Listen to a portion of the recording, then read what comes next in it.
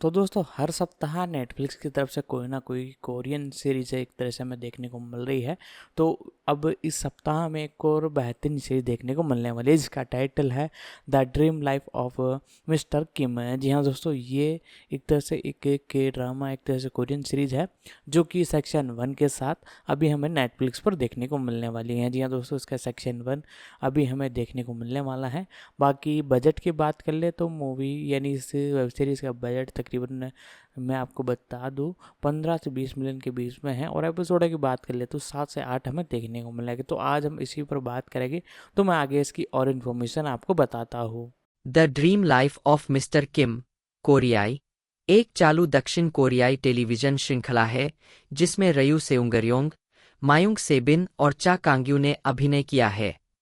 इसका प्रीमियर 25 अक्टूबर 2025 को जेटीबीसी पर हुआ और प्रत्येक शनिवार को 22:40 केएसटी और रविवार को 22:30 केएसटी पर प्रसारित होता है।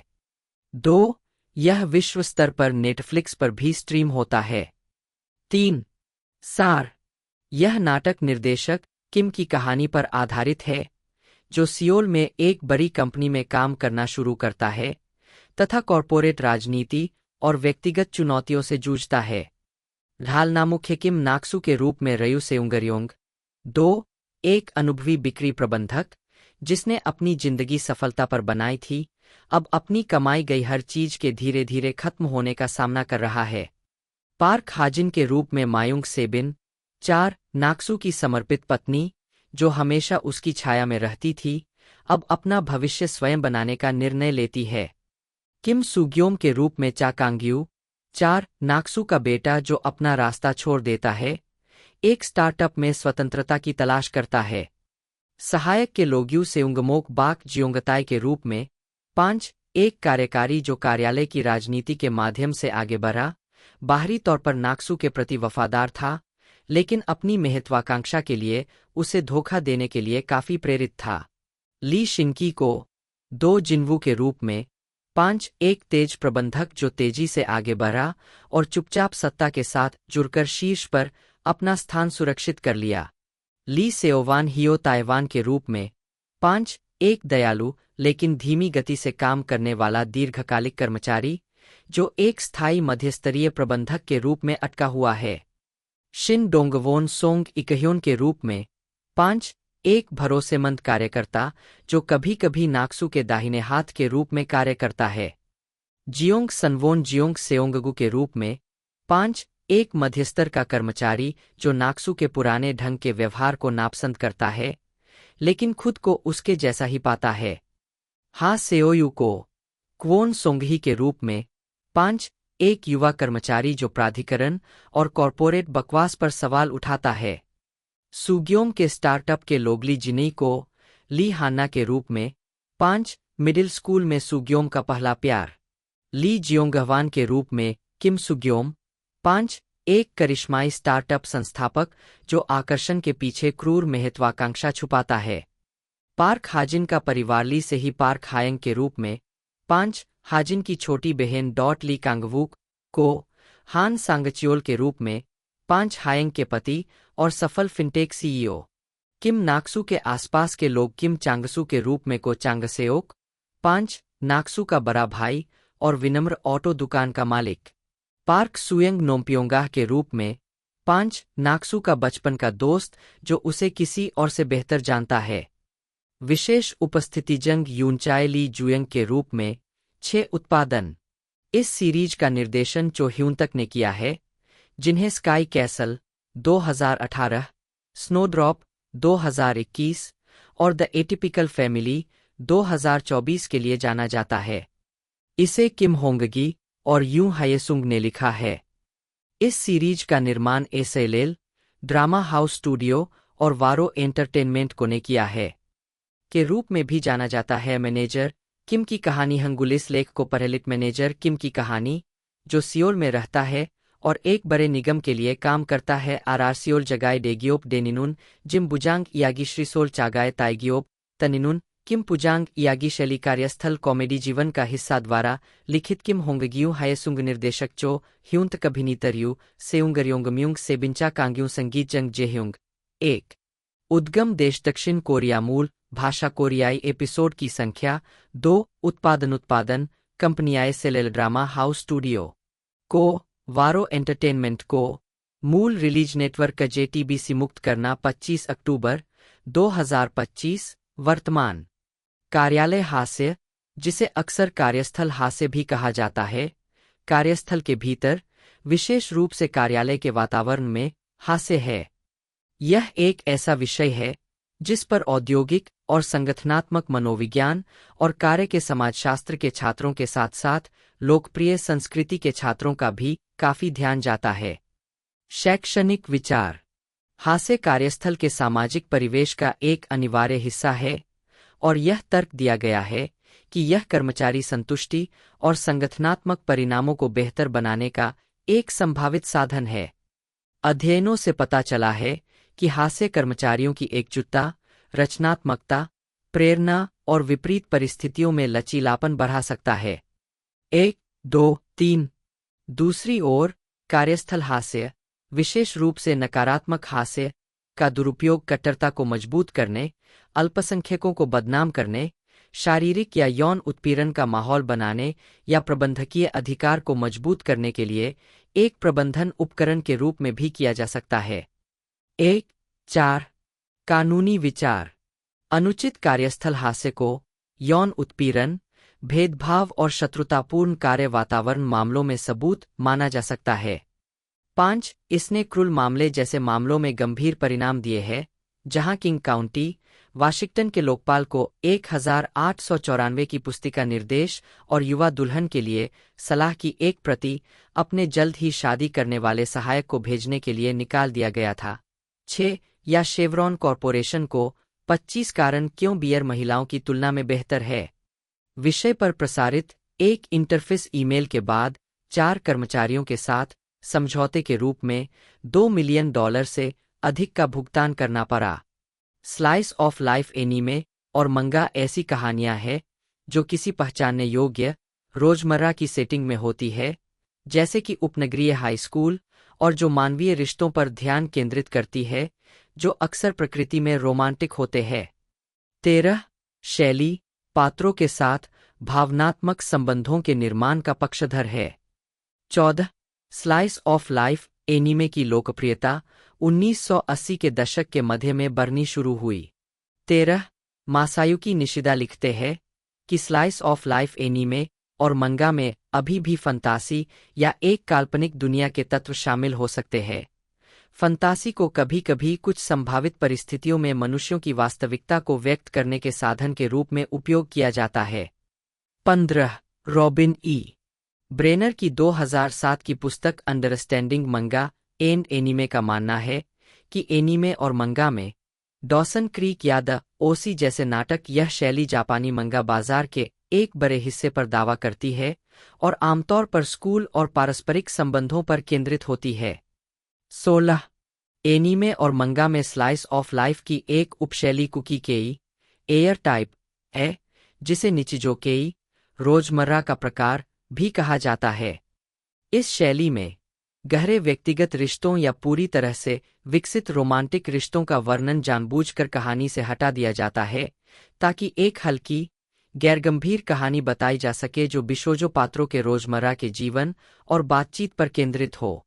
17 यह स्थान की विशिष्टता के साथ साथ दैनिक जीवन की शांतिपूर्ण हृदयस्पर्शी भावना पर निर्भर करता है।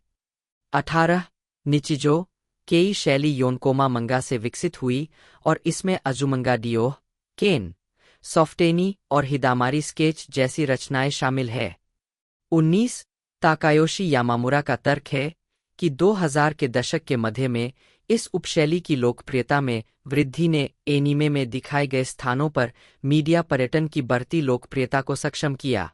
17 स्टीवी स्वान लिखते हैं कि अजुमंगा डियोह जैसे जीवन के अंश वाले एनीमे में अक्सर माध्यम की परंपरागत अभिव्यक्तियों के अतिरंजित संस्करण शामिल होते हैं, जैसे मुसीबत के समय में आंखों के लिए सफेद घेरे, उमड़ती भावनाओं को दर्शाने के लिए चमकदार, जीवंत बड़ी आंखें, पसीने की बूंदें, जानवरों के दांत और सरल मानव चित्रण। जीवन का टुकड़ा कला और मनोरंजन में सांसारिक अनुभवों का चित्रण है।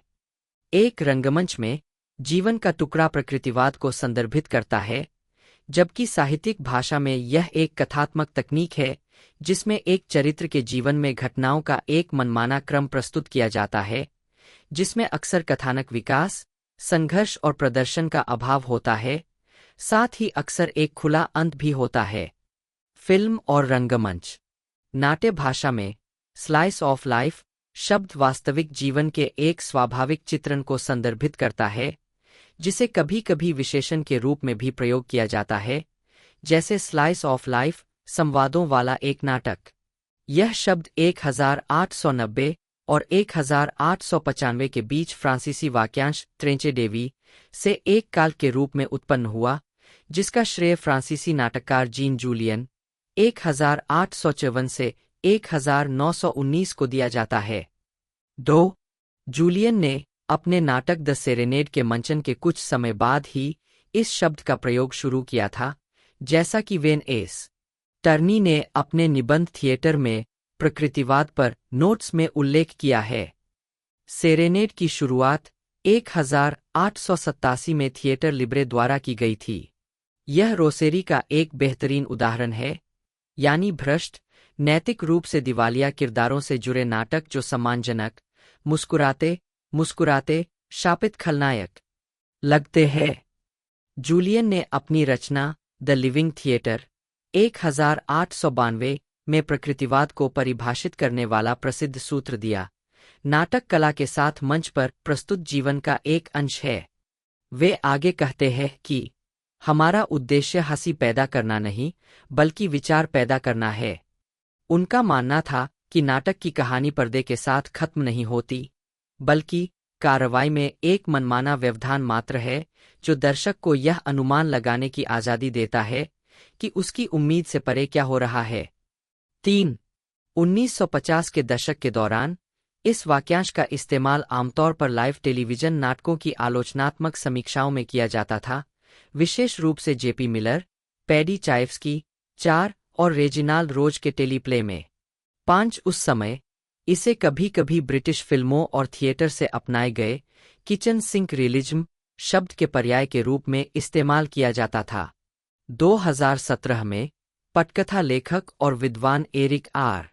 विलियम्स ने अपने पटकथा लेखकों के वर्गीकरण में स्लाइस ऑफ लाइफ फिल्मों को 11 सुपर शैलियों में से एक के रूप में पहचाना, यह दावा करते हुए कि सभी फीचर लंबाई कथा फिल्मों को इन सुपर शैलियों द्वारा वर्गीकृत किया जा सकता है।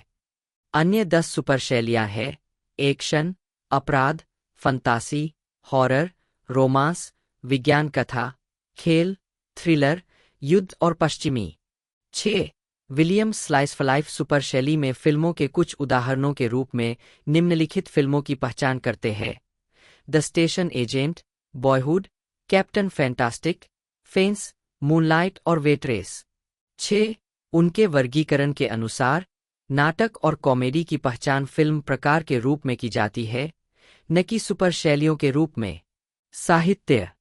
साहित्यिक भाषा में स्लाइस ऑफ लाइफ शब्द कहानी कहने की एक तकनीक को संदर्भित करता है जो किसी पात्र के जीवन का एक मनमाना नमूना प्रस्तुत करता है, जिसमें अक्सर सुसंगत कथानक, संघर्ष या अंत का अभाव होता है।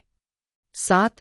कहानी में कथानक की प्रगति बहुत कम हो सकती है और अक्सर इसमें कोई व्याख्या, संघर्ष या अंत नहीं होता है, बल्कि एक खुला अंत होता है। एक ऐसा काम जो वास्तविकता के कुछ हिस्से के 1 मिनट और वफादार पुनरुत्पादन पर ध्यान केंद्रित करता है, बिना किसी चयन, संगठन या निर्णय के, और जहां हर छोटे विवरण को वैज्ञानिक निष्ठा के साथ प्रस्तुत किया जाता है। स्लाइस ऑफ लाइफ उपन्यास का एक उदाहरण है। 8. यह गाय डे मॉपासांट के उपन्यास ए वुमन लाइफ के मामले में प्रदर्शित होता है, जिसमें एक ऐसी महिला की कहानी बताई गई है जिसने अपने पति के प्रति एकतरफा प्यार को अपने बेटे के प्रति एक रोगात्मक स्नेह में बदल दिया। 9. संयुक्त राज्य अमेरिका में 19वीं सदी के अंत में शिकागो स्कूल द्वारा जीवन के कुछ हिस्सों की कहानियों पर विशेष जोर दिया गया था, एक ऐसा दौर जब उपन्यास और सामाजिक विज्ञान अलग अलग विमर्श की प्रणालियां बन गए थे। 10. इनसे शोधकर्ता लेखकों द्वारा साहित्यिक ग्रंथों का निर्माण हुआ जो विषय की कहानियों और भावनामुक्त सामाजिक यथार्थवाद का प्रतिनिधित्व करने के लिए आम लोगों की भाषा का उपयोग करके लिखे गए थे। 10. यह साहित्य में 19वीं सदी के अंत और 20वीं सदी के शुरुआती दौर के प्रकृतिवाद आंदोलन का हिस्सा बना, जो प्रकृति के डार्विनियन दृष्टिकोण जैसे सामाजिक विज्ञानों के सिद्धांतों और तरीकों के अनुकूलन से प्रेरित था। 11. यह आंदोलन यथार्थवाद का विस्तार था, जो नैतिक निर्णय के बिना वास्तविकता का वफादार प्रतिनिधित्व प्रस्तुत करता था। 11. कुछ लेखकों, विशेष रूप से नाटककारों ने दर्शकों को चौंकाने और उन्हें सामाजिक सुधार के लिए प्रेरित करने के उद्देश्य से सामाजिक बुराइयों और दमनकारी सामाजिक संहिताओं को उजागर करने के लिए जीवन के अंधेरे पक्ष पर ध्यान केंद्रित करके इसका इस्तेमाल किया। रयू सेउंगरयोंग, कोरियाई, जन्म 29 नवंबर 1970, एक दक्षिण कोरियाई अभिनेता है। रयू ने अपने अभिनय करियर की शुरुआत थिएटर से की और बाद में कोरियाई फिल्म और टेलीविजन में सबसे बहुमुखी सहायक अभिनेताओं में से एक बन गए। उन्होंने war of the arrows 2011, all about my wife 2012, masquerade 2012, miracle in cell number 7 2013 और द एडमिरल, रोरिंग करंट्स 2014 फिल्मों में अभिनय करके पहचान हासिल की, जिसमें से बाद वाली फिल्म दक्षिण कोरिया की सबसे ज्यादा कमाई करने वाली फिल्म थी। मिरेकल इन सेल नंबर 7 में अपने प्रदर्शन के लिए रयू ने 49वें बेकसेंग आर्ट्स अवार्ड्स में ग्रैंड पुरस्कार जीता। एक रयू 4 फिल्मों में अभिनय करने वाले पहले कोरियाई है, जिनमें से प्रत्येक ने 10 मिलियन से अधिक दर्शकों को आकर्षित किया है। 2. टेलीविजन में उनकी उल्लेखनीय कृतियों में painter of the wind 2008, personal taste 2010, kingdom 2019 से 2020 और मूविंग 2023 शामिल है। वह वर्तमान में सियोल आर्ट्स कॉलेज में अभिनय कला विभाग में सहायक प्रोफेसर है। 3. प्रारंभिक जीवन और शिक्षा। रयू सेउंगरयोंग का जन्म 29 नवंबर 1970 को सियोल में हुआ था। उन्होंने अपने बचपन का कुछ हिस्सा अपने पिता के गृहनगर सेओचियोन काउंटी, दक्षिण चुंगचियोंग प्रांत में बिताया। मिडिल स्कूल के तीसरे वर्ष के दौरान किम जिनताए अभिनीत नाटक फॉस्ट देखने के बाद उन्हें अभिनय में रुचि हो गई। उनके माता-पिता ने वित्तीय कठिनाइयों के बावजूद उन्हें हर साल कुछ अच्छे प्रदर्शन दिखाने का प्रयास किया। 4. इसके बाद उन्होंने पुंगसेंग हाई स्कूल को में दाखिला लिया। शुरुआत में उन्हें अपने विद्रोही स्वभाव के कारण कुछ बदमाशी का सामना करना पड़ा, लेकिन स्कूल के ड्रामा क्लब में उन्हें सांत्वना मिली। नाटक प्रशिक्षण में उनके अनुभव ने अभिनेता बनने की उनकी महत्वाकांक्षा को मजबूत किया। 1986 में उन्होंने एक संगीत में अपने अभिनय की शुरुआत की। बाद में उन्होंने 1990 में सियोल इंस्टीट्यूट ऑफ आर्ट्स में थिएटर विभाग में दाखिला लिया। अपने समय के दौरान उन्होंने आहन जेवूक, जंग जेयंग, ली हेयंग, ह्वांग जंगमिन और इम वोनही जैसे सहपाठियों के साथ अध्ययन किया। रयू के स्नातक प्रोजेक्ट का नाम रोर था, जिसमें उन्होंने मुख्य किरदार निभाया था। रयू के स्नातक प्रोजेक्ट, जिसका शीर्षक रोड था, में उन्हें मुख्य किरदार के रूप में दिखाया गया था।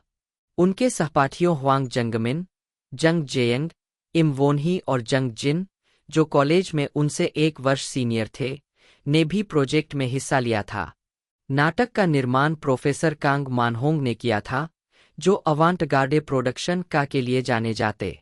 आजीविका 1998-2003, थिएटर और संगीत अभिनेता के रूप में प्रारंभिक करियर, गैरमौखिक प्रदर्शन नंता। स्नातक होने के बाद रयू डोंगरंग थिएटर कंपनी में शामिल हो गए। उन्होंने कई बड़े पैमाने के संगीत नाटकों में सामूहिक अभिनय किया। 9. रयू ने जीविका चलाने और जीवन के अनुभव प्राप्त करने के लिए कई अंशकालिक नौकरियां की, जिनमें सुअर के पैर पहुंचाना, आंतरिक सज्जा, गराक बाजार में गोभी ले जाना और कार धोना शामिल था। वह जेजू द्वीप पर कागज की पतंगें लाते, नवविवाहितों से उन पर शुभकामनाएं लिखवाते और उन्हें उड़ाते। फिर पतंग उड़ते समय पोलरॉइड तस्वीर लेने के लिए 30,000 वोन लेते। इस तरह वह प्रतिदिन लगभग 30 लाख वोन कमा लेते थे। यू हेजिन के साथ उन्होंने जोचेओन में एक बिडेट असेंबली फैक्ट्री में भी अंशकालिक काम किया। 10. उनके जीवन का पहला मोड़ 1997 में अमेरिका के न्यूयॉर्क में आया। उन्होंने और यू हेजिन ने न्यूयॉर्क के ला मामा एक्सपेरिमेंटल थिएटर क्लब में प्रोफेसर कांग मानहोंग के अवांटगार्डे नाटक डूटा गुडो का रास्ता के प्रदर्शन के लिए अपने सिर मुंडवा लिए। उन्हें टिकट और रहने की व्यवस्था का खर्च खुद उठाना पड़ा। न्यूयॉर्क में उन्होंने स्टॉम्प, ब्लू मैन ग्रुप और ट्यूब जैसे लोकप्रिय नाटक देखे। उन्हें आश्चर्य हुआ कि दक्षिण कोरिया में ऐसे नाटक क्यों नहीं होते और उनके सभी नाटक शिक्षाप्रद पाठ देने पर केंद्रित क्यों लगते हैं। 11, 9, 12, 13 अक्टूबर 1997 में रयू ने होम आर्ट हॉल में गैरमौखिक प्रदर्शन नानता का प्रीमियर देखा। शो का निर्माण पीएमसी प्रोडक्शन द्वारा सह-सीईओ सोंग सेउंगहवान और ली क्वांगहो के नेतृत्व में किया गया था। उस समय नानता के पहले सदस्यों को चुनने के लिए ऑडिशन हो रहे थे। प्रदर्शन से प्रभावित होकर रयू ने ऑडिशन दिया और एक स्थानापन्न सदस्य बन गया। अंततः वह 1998 में नानता का मुख्य सदस्य बन गया। उन्होंने संस्थापक सदस्यों किम मूनसू और किम वोन्हे से मुलाकात की, जो पिछले वर्षों में समूह में शामिल हुए थे, और बाद में जंग ह्युकचिन भी शामिल हो गए। इन अभिनेताओं ने कोरिया और दुनिया भर में अभ्यास और प्रदर्शन करते हुए नानता का मूल बनाया। इस शो ने अपार लोकप्रियता हासिल की और कोरिया में सबसे लंबे समय तक चलने वाले ओपन रन प्रदर्शन का रिकॉर्ड बनाया। जंग जेह्युंग का जन्म सियोल में हुआ था और उन्होंने हानयांग विश्वविद्यालय के संगीत महाविद्यालय से संगीत रचना में स्नातक की उपाधि प्राप्त की। अपने पदार्पण से पहले वे किसी भी प्रकार के पॉप संगीत से प्रभावित नहीं थे और केवल शास्त्रीय संगीत में ही डूबे रहते थे। 2. 1995 में जंग ने जुड़वां वायलिन वादकों किम एयोन और किम येओनजू के साथ बेसिस समूह के हिस्से के रूप में द रीजन आई एबंडन्ड मी गीत के साथ शुरुआत की। 3, 4, 5, 2 उसी वर्ष जंग ने सेओ जीवोन के दूसरे एल्बम गैदर माई टीयर्स के लिए शीर्षक गीत की रचना की और उसे प्रस्तुत किया। एल्बम के रिलीज होने से पहले ही जीवोन का निधन हो गया, लेकिन शीर्षक गीत ने कोरियाई संगीत को प्रभावित करना जारी रखा। 6, 7, 8 1996 में बेसिस की 2 महिला सदस्यों ने अपना दूसरा एल्बम जारी करने के बाद विदेश में पढ़ाई करने के लिए समूह छोड़ दिया। जंग ने 1997 में तीसरा एल्बम जारी करने के लिए अकेले बेसिस के रूप में काम जारी रखा। 2. 1997 में जंग ने film Maria and the in के ओएसटी के लिए संगीतकार के रूप में काम किया। 9. 1999 में अपना पहला एकल एल्बम एक्सपेक्टेशन रिलीज करने के बाद 10 जंग इकोले नॉर्मले डे म्यूजिक डे पेरिस में भाग लेने के लिए फ्रांस गए। 11, 12 पेरिस में अपने प्रवास के दौरान उन्होंने फिल्म संगीत और रचना में विशेषज्ञता हासिल की और दक्षिण कोरिया में 4 फिल्म निर्माणों में भाग लिया। 13, 14, 15, 16, 18 अक्टूबर 2002 को जंग ने एक ओएसटी एल्बम जारी किया जिसमें 12 साउंड ट्रैक शामिल थे, जिन्हें उन्होंने फिल्म एडिक्टेड के लिए तैयार किया था। 17 उसी वर्ष फ्रांस में पढ़ाई के दौरान जंग ने अपना दूसरा एकल एल्बम सेकंड साउंड जारी किया। 18, 14, 2004 में जंग ने उहम जंगहवा के 8वें एल्बम सेल्फ कंट्रोल के लिए निर्माता के रूप में काम किया। 19 जंग ने ली सोरा के 6वें एल्बम आईब्रो मून के लिए एक संगीतकार के रूप में भी भाग लिया। 20 2005 में जंग ने फिल्म प्रिंसेस ऑरोरा के लिए ओएसटीज की रचना की। 3 दिसंबर को जंग ने कोरिया के राष्ट्रीय संग्रहालय में एमआईके एनसेम्बल द्वारा प्रस्तुत एलेतना नामक कृति के साथ अपने शास्त्रीय संगीत की शुरुआत की। 21 जून 2006 को जंग को फ्रांस के कोरियाई सांस्कृतिक केंद्र द्वारा पेरिस, फ्रांस में पोर्ट्रेट डी जंग जेह्यूंग नामक एकल संगीत कार्यक्रम आयोजित करने के लिए आमंत्रित किया गया था। 22 जुलाई 2007 में जंग ने film are you living with the one you love now के लिए अंतिम टाइटल ट्रैक नाउ लव की रचना की, जिसे ली डोंगगन ने गाया था। 23 अक्टूबर को जंग ने ग्रैंड मिंट फेस्टिवल 2007 फीट में 5 साल के अंतराल के बाद अपनी वापसी की। 24 2008 से 2011 एंटीना म्यूजिक में शामिल होना और लोकप्रियता में वृद्धि। 3 अप्रैल को जंग ने अपने पिछले एल्बम के 6 साल बाद फॉर जैकलीन शीर्षक से अपना तीसरा एल्बम जारी किया।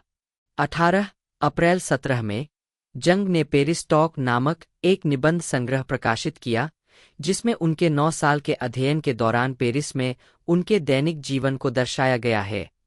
25-26 जून के 27 से 29 को जंग ने ए जर्नी फॉर जैकलीन नामक 3 दिवसीय संगीत कार्यक्रम का आयोजन किया। 27 सितंबर को जंग ने एजेंसी लियोन एंटरटेनमेंट को छोड़ दिया और एंटीना, तब एंटीना म्यूजिक, के साथ हस्ताक्षर करके यू हियोल में शामिल हो गए। 16 अप्रैल 2009 को जंग ने जंग जेह्यूंग्स प्रोमेनेड वॉक स्लोली शीर्षक से लघु कृतियों का एक संग्रह जारी किया। 23 अप्रैल 2010 को जंग अपने लेबलमेट्स यू हियोल, ल्यूसिड फॉल, पेपरटोन्स और पार्क साइबायोल के साथ antenna music great disappointment show नामक एक एजेंसी कॉन्सर्ट में शामिल हुए। 15 अप्रैल को जंग ने अपना चौथा एल्बम ले पेटेड पियानो जारी किया, जिसमें शास्त्रीय पियानो के टुकड़े थे। एल्बम अंततः क्योबो बुकस्टोर के क्लासिकल म्यूजिक चार्ट और यस 24 के न्यू एज चार्ट में शीर्ष पर रहा। 16 जुलाई को जंग ने मापोगु में होंगिक विश्वविद्यालय के पास एक कैफे में गुरिल्ला कॉन्सर्ट आयोजित किया। सितंबर के 2 से 5 को जंग ने वेलकम थिएटर, सियोल में अपना पहला छोटा थिएटर कॉन्सर्ट आयोजित किया। 33 जंग ने अपने गीत गुड डे के लिए आयु के एमवी में भी उपस्थिति दर्ज कराई। 1999 में एडिनबर्ग फेस्टिवल फ्रिंज में भाग लेने के बाद नैंटा ने यूरोप, जापान, दक्षिण पूर्व एशिया, ऑस्ट्रेलिया और उत्तरी अमेरिका सहित दुनिया भर के 20 से ज्यादा देशों का दौरा किया है और अब तक 90% से ज्यादा दर्शकों की उपस्थिति दर्ज की है। यह अब भी 70% विदेशी पर्यटकों को आकर्षित करता है और काफी लोकप्रियता हासिल कर रहा है। 16 नानता कोरिया में एक समर्पित थिएटर की अवधारणा को पेश करने वाला पहला प्रदर्शन था। पीएमसी प्रोडक्शन ने 2000 में जियोंगडोंग के गंगबुक में 300 सीटों वाला एक थिएटर खोला और उसके बाद 2002 में चेओंगरेमडोंग के गंगनम में 300 सीटों वाला एक और थिएटर खोला। 2003 तक पीएमसी 7 थिएटर संचालित कर रहा था।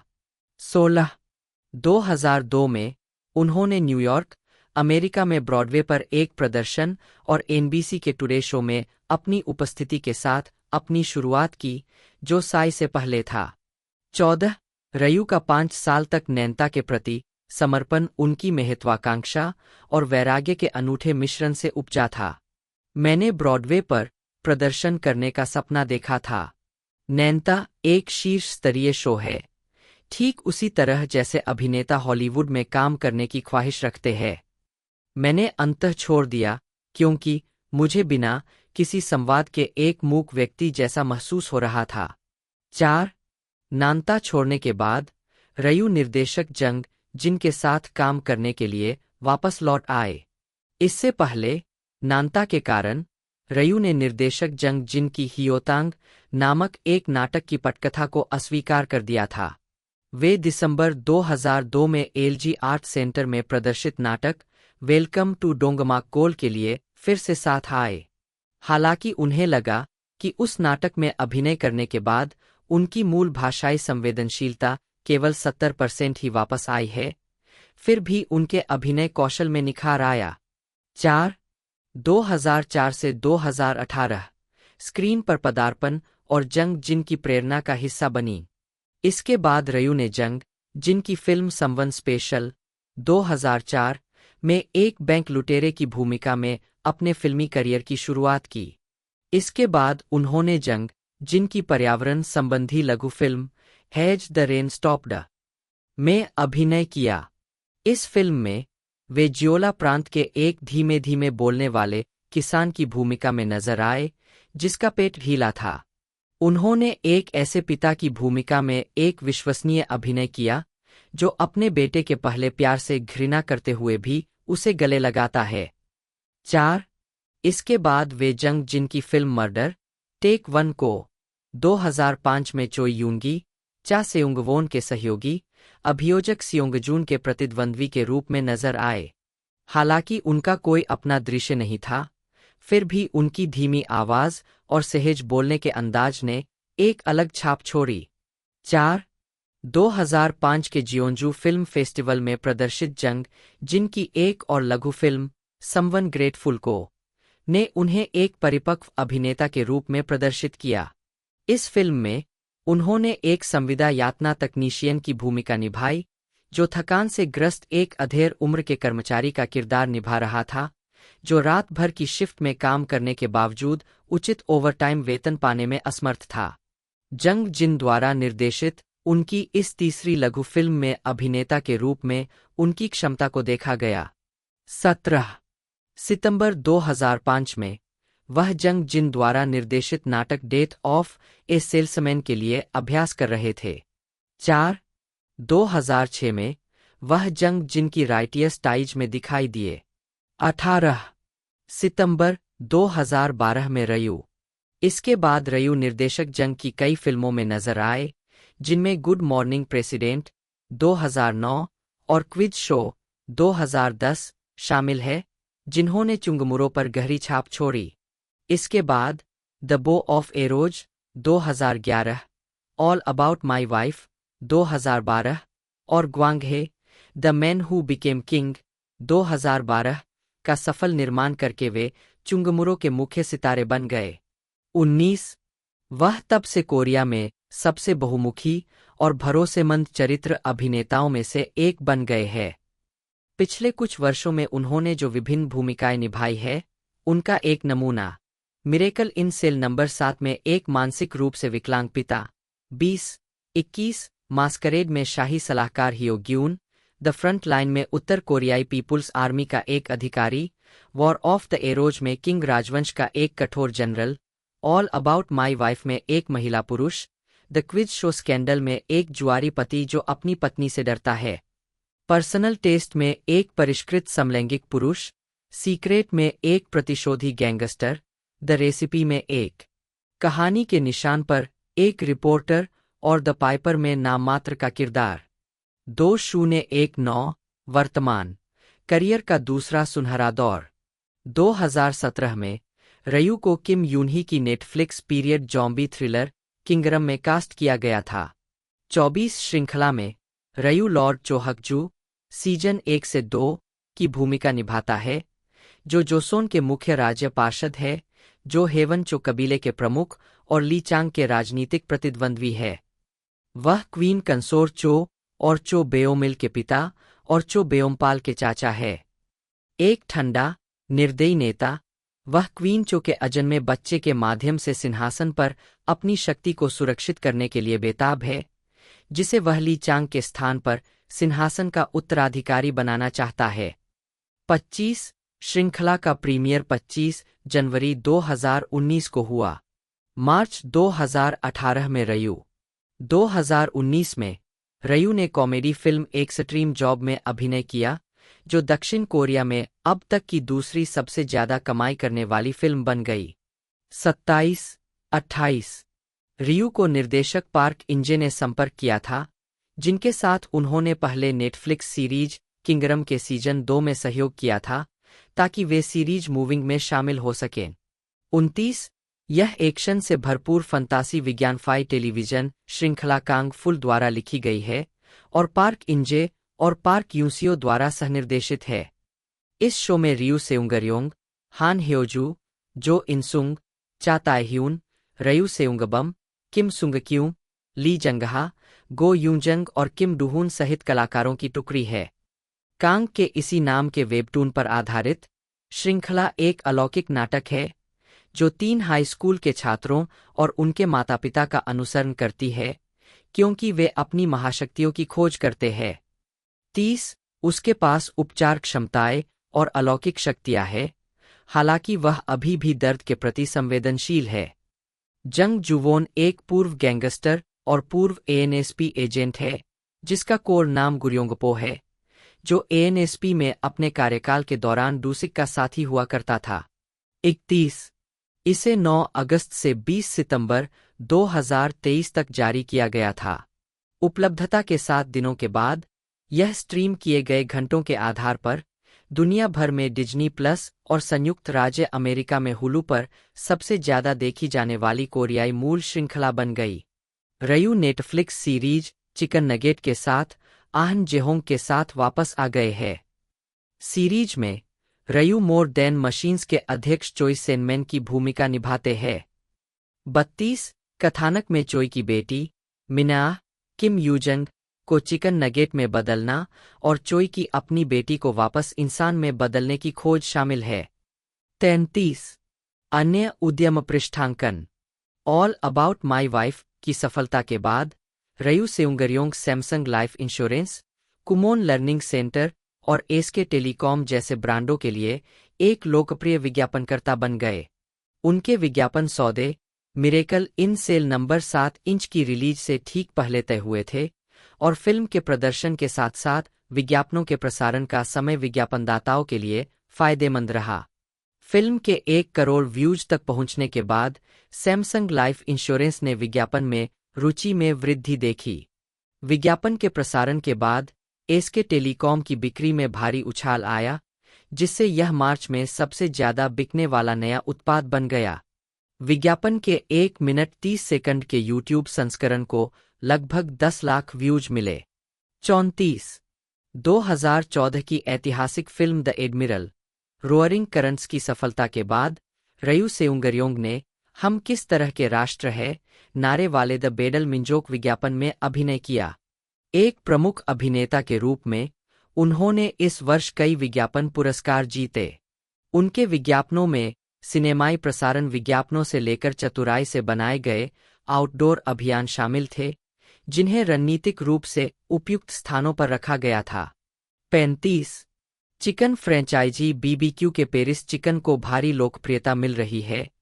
रयू सेउंगरयोंग के सीएफ की लोकप्रियता के कारण बिक्री में 500% की वृद्धि हुई है।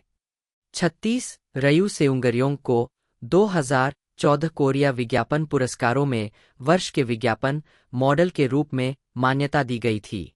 37 अप्रैल 2024 में होम चिकन एसएसई सीईओ किम ग्वांगसियन ने घोषणा की कि उसने अभिनेता रयू सेउंगरयोंग को अपना नया ब्रांड मॉडल चुना है और एक अभियान शुरू कर रहा है।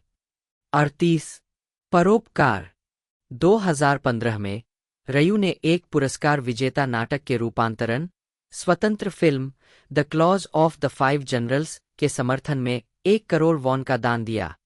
फिल्म की निर्माण लागत नागरिकों की भागीदारी से जुटाई गई थी और वर्तमान में इसका निर्माण कार्य चल रहा है। अभिनय और स्वतंत्र सिनेमा में अपनी रुचि के लिए जाने जाने वाले रयू ने इस परियोजना के बारे में जानने के बाद इसमें योगदान देने का फैसला किया। 39 3 सितंबर 2020 को रयू और पार्क जिन्ही ने ग्रीनपीस के लिए एक जलवायु संकट अभियान में अपनी प्रतिभा का प्रदर्शन किया। दोनों ने संगठन के टीवी विज्ञापन का वर्णन किया। अप्रैल 2021 को जंग ने लेबल में जुकचे और क्वोन जीना के साथ मिलकर ऑनफ कॉन्सर्ट नामक एक दोहरे अनुभव वाले कॉन्सर्ट में प्रदर्शन किया, जिसमें द लोटे कल्चरल फाउंडेशन द्वारा आयोजित लाइव और रियल टाइम ऑनलाइन प्रदर्शन शामिल थे। 27-25 मार्च को जंग लिलाक गाने के लिए आईयू के एमवी में दिखाई दिए। 28-31 मार्च को जंग ने फेदर ऑफ द स्प्रिंग गाने से शुरू करते हुए होम प्रोजेक्ट के माध्यम से रचनाओं की एक श्रृंखला शुरू की। 4 मई को जंग ने उहम जंगहवा के साथ मिलकर टीवीएन के ऑन एंड ऑफ के लिए मेजबान के रूप में काम किया। 90 15 जुलाई को जंग को केबीएस के ऑडिशन शो। 91 21 जुलाई को जंग ने होम प्रोजेक्ट श्रृंखला के तहत अपना दूसरा single dance of phrase release किया। 92 1 अक्टूबर को जंग अपने लेबलमेट्स के साथ काकाओ टीवी के वेब शो डेरे उमई टीवी उरांग तांगतांग एंटीना अनारी एंटीना में शामिल हुए। 93 7 अक्टूबर को जंग ने होम प्रोजेक्ट श्रृंखला के तहत अपना तीसरा सिंगल द वेव रिलीज किया। 94 11 नवंबर को जंग ईबीएस के वेजिटेबल अर्थ के लिए एमसी के रूप में हांग जिनक्यूंग के साथ शामिल हुए। 95 1 दिसंबर को जंग अपने लेबलमेट्स के साथ सी यू हियर नेक्स्ट विंटर 2 नामक क्रिसमस कैरोल में शामिल हुए। 15 मार्च 2022 को जंग के साथ जंग यूंजू, ली सोखून, गिरिबॉय और ली मूजिन केबीएस 2 टीवी के मनोरंजन कार्यक्रम national children song project baby singer के लिए संगीत शिक्षक के रूप में शामिल हुए। 98 99 15 जून को जंग ने एमएमसीए स्टेज एक्स जंग जेह्युंग नामक एक चैरिटी कार्यक्रम और प्रदर्शन में the national museum of modern and contemporary art के साथ भागीदारी की। 107 सितंबर को जंग जेटीबीसी के मनोरंजन कार्यक्रम life reset redebut show star birth के जजों में से एक के रूप में दिखाई दिए। 101 4 नवंबर को जंग ने कूपांग प्ले के विभिन्न शो ऑफिस रोमांस के लिए एमसी के रूप में काम किया। 103 23 सितंबर 2023 को जंग ने जंग जेह्युंग की संगीत यात्रा नामक प्रदर्शन की अपनी श्रृंखला शुरू की, जो यूल आर्ट्स सेंटर, डेगू से शुरू हुई। 104 9 अक्टूबर को जंग को केबीएस की 50वीं वर्षगांठ के विशेष project black box on earth में शो के प्रदर्शन कलाकारों में से एक के रूप में दिखाया गया था। 105 9 दिसंबर को जंग अपने लेबलमेट्स के साथ एंटीना और एलजी आर्ट्स सेंटर के बीच सहयोग के रूप में एक रिले प्रदर्शनी और संगीत कार्यक्रम में शामिल हुए, जिसे क्लब आर्क एंटीना कहा गया। 106 5 फरवरी 2024 को जंग को जेटीबीसी के नाटक द एटिपिकल फैमिली के लिए संगीत निर्देशक के रूप में उनकी पहली ड्रामा सीरीज में नियुक्त किया गया। 107 16 जुलाई को जंग को हायरी और शिन ग्यूजिन ने एमबीसी के पशु कार्यक्रम अवर नेबरहुड फुटबॉल्स के लिए कलाकारों के रूप में शामिल किया। 108 15 अगस्त को जंग जेटीबीसी के शो लास्ट लव के लिए एमसी के रूप में जंग डोयोन और आहन जेह्यून के साथ शामिल हुए। 109 9 अक्टूबर को जंग को फैशन पत्रिका एले में महीने के अंक के लिए चित्रित किया गया था।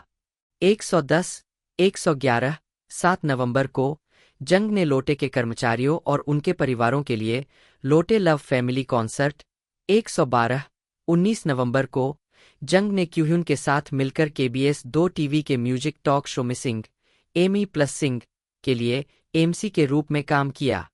113 12 जनवरी 2025 को जंग ने ईएनए के सर्वाइवल म्यूजिक शो अंडरकवर के जजों में से एक के रूप में भाग लिया।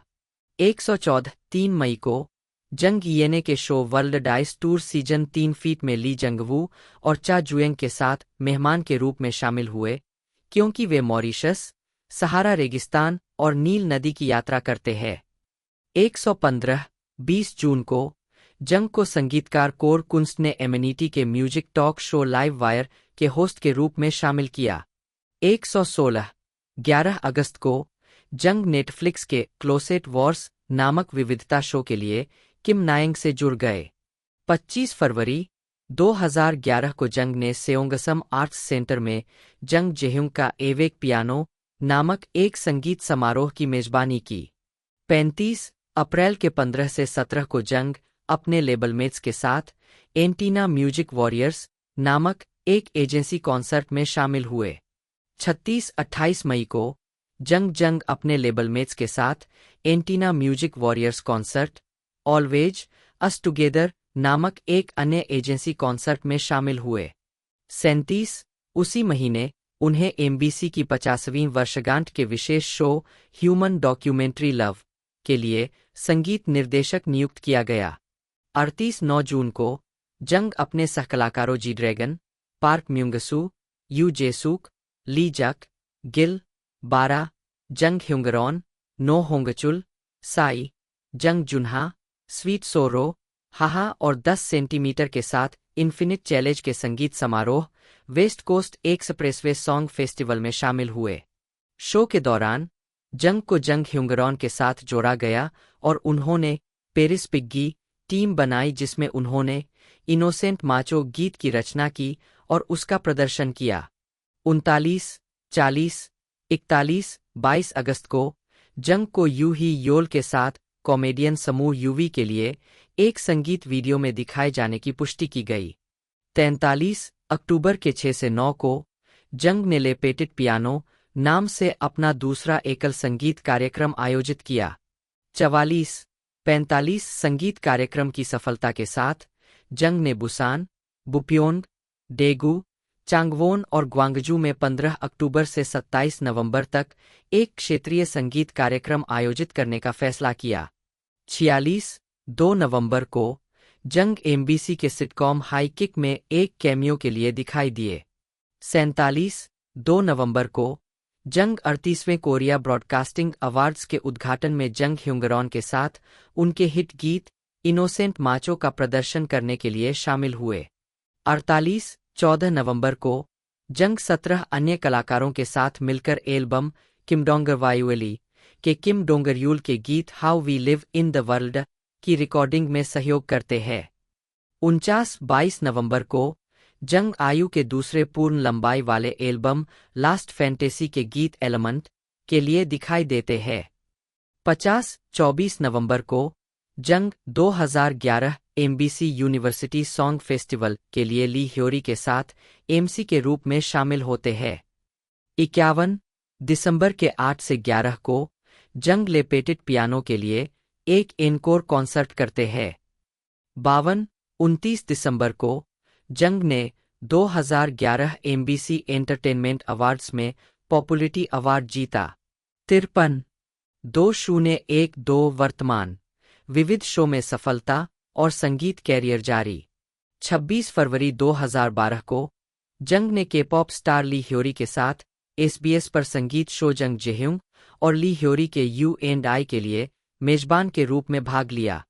54, 2012 से 55, 56 जंग ने संगीत प्रतियोगिता कार्यक्रम immortal songs singing the legend में यू जीवोन 2013 से 2014, यू मिनसू 2015 से 2016, ह्वांग चियूल 2017 से 2018, मून हीजून 2012 से 2020 और किम ताइवू 2018 से 2020 के साथ वेटिंग रूम एमसी के रूप में काम किया। 22 अगस्त 2020 को 8 साल बाद शो छोड़ने से पहले 2-4 अगस्त को जंग ने सियोल के द वेस्टिन चोसुन होटल में ला रोमांस डे पेरिस शीर्षक से एक संगीत समारोह आयोजित किया। 57-7 अक्टूबर को जंग गायक जेम्स मॉरिसन के साथ this eras beautiful singer songwriter series 2012 fall version के कलाकार के रूप में शामिल हुए। 58, 22 जनवरी 2013 को जंग को केबीएस 2 टीवी के विभिन्न शो मूनलाइट प्रिंस के होस्ट के रूप में चुना गया। 59, 3 जुलाई को जंग को एमनेट के सुपरस्टार के सीजन 5 के जजों में से एक के रूप में चुना गया। 60, 12 फरवरी 2014 को जंग ऑलिव टीवी के शो जंग जेह्यूंग की फ्रेंच होम कुकिंग के लिए एकमात्र एमसी बन गए। 61, 26 मार्च को जंग केबीएस 2 टीवी के मिलियन सेलर के लिए एक कलाकार बन गए। 62, 3 सितंबर को जंग ने फिल्म माई ब्रिलियंट लाइफ के लिए संगीत निर्देशक के रूप में काम किया। 63, 19 अक्टूबर को जंग को हुंडई मोटर कंपनी द्वारा एक सांस्कृतिक संगीत कार्यक्रम द ब्रिलियंट कल्चर क्लब के लिए प्रदर्शन करने के लिए चुना गया। 64, 18 दिसंबर को जंग एमबीसी के show tutoring across the ages के कलाकारों में शामिल हो गए।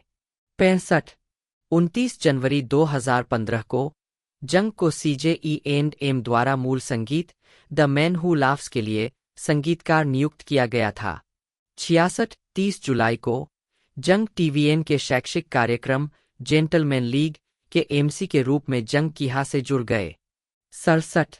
29 फरवरी 2016 को जंग ने टीवीएन के show birth of a song के लिए एमसी के रूप में काम किया।